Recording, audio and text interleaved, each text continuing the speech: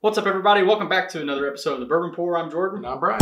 And whether you're watching us for the first time, welcome. And if you're returning, thank you so much. We hope either way that you stick around and hang out with us here on the Bourbon Pour. We really appreciate the support. A lot of new traffic to our channel, so Just a bit. We're happy about that. And like I said, hope you like the content. Yeah. And today's episode is super exciting. We've got the Bardstown Discovery 12. I'm really looking forward to this one. Yeah. Disco 11 was probably one of my all-time favorite. So good and solid. I've been hearing really good things about this. I've been hearing it's a little different profile than what the 11 was, but you're getting a little bit older. I don't know. I'm ready to dive into it. Real quick, Brian, I'll do some stats here. 115.2 proof. So get the proof right out of the way. So here's the kind of the blend that they have. There's 48% of a 14-year Kentucky.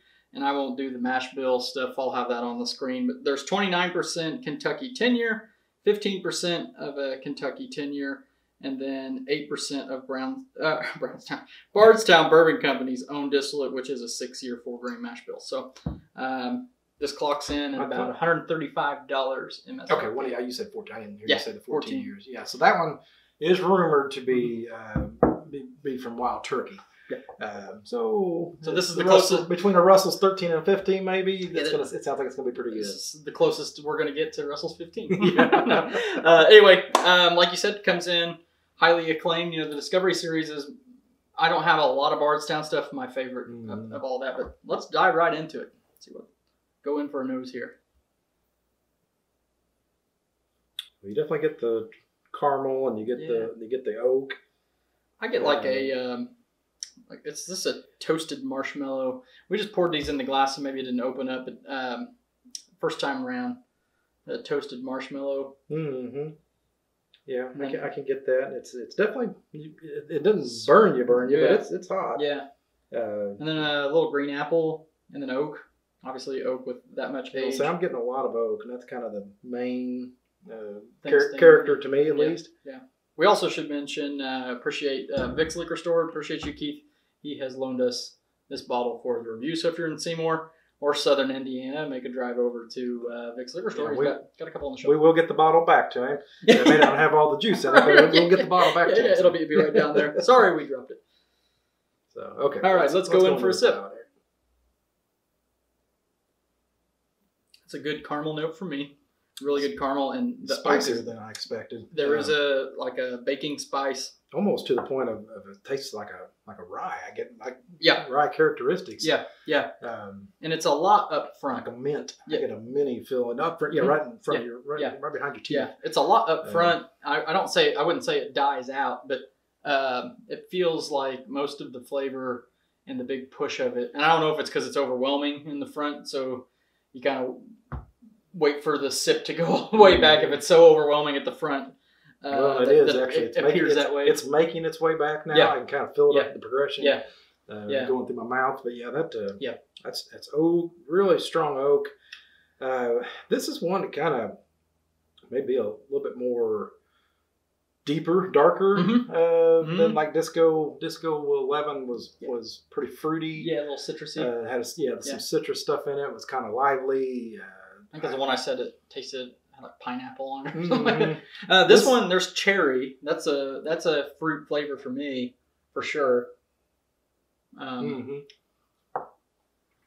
kind of that richer cherry, which I think speaks to kind of what you were saying about it being a little bit darker.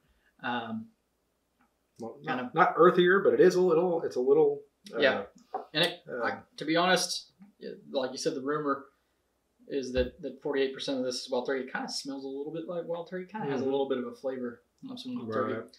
Really, really good sip.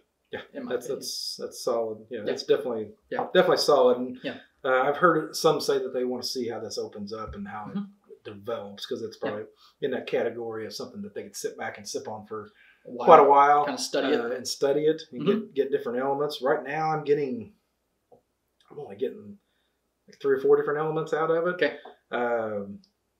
But it's an exciting drink because it's just doing different things. Like I said, I'm still getting that rye spice in my coating my mouth and kind of taking over, and then it continues all the way. If I still feel it kind of going down my throat, so you can definitely tell it's got some age to it and a character. It's got its own character. Right. And I think as far as fruits, I think I mentioned there is a little bit of green apple on the nose, and I get a touch of it on the palate, and then quite a bit of cherry. I get the cherry towards the. I get a little bit of like a plum, but I did take a nip, just a little nip before Brian came over. There's a little bit of like a cigar smoke, light. Well, and I was going to say a leathery element. I think that could just be age. That could be the oak as well, kind of coming through. Right.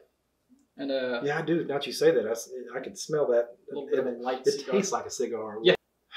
Just on my first sip, I would have to say I like Disco 11 better. This is $139.99 is retail on this. There's not as much as this out there, so they did not make near as much as they did last year of the 11. Man, will I go buy that? I don't think I will. You don't? Okay. Was it bad? No, it wasn't bad at all. It was darn good. Yeah. But I just don't know. Does that play into for you because you like 11 so much that if you're going to spend that much money on a bottle, do it again, that you would rather pick up an 11? Yes. Okay. Yes. I think that's. Would I be mad if I bought this without knowing and this is what it tastes like? No. Say Discovery 11 is sold out in the area. You do have $140 to spend. Would you buy that one?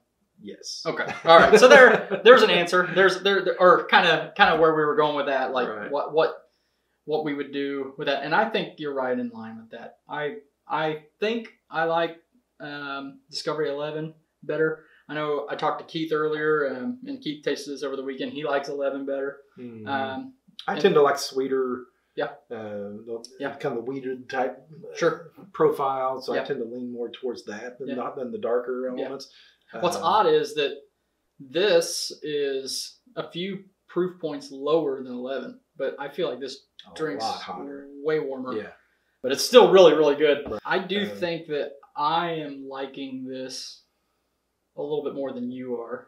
I still think 11 better, and I would pick it up if 11's not around. And you had extra $40 to burn. Then I'm going for that one. So, all right, well, we want to say another quick thank you to Vic's Liquor Store and Keith for loaning us this bottle for this review. Really appreciate the support in that way because that makes things a lot easier on us. Yeah, that's right. And we're going to close this episode the same way that we always do, and that is when you're with your family and your friends, always share your whiskey.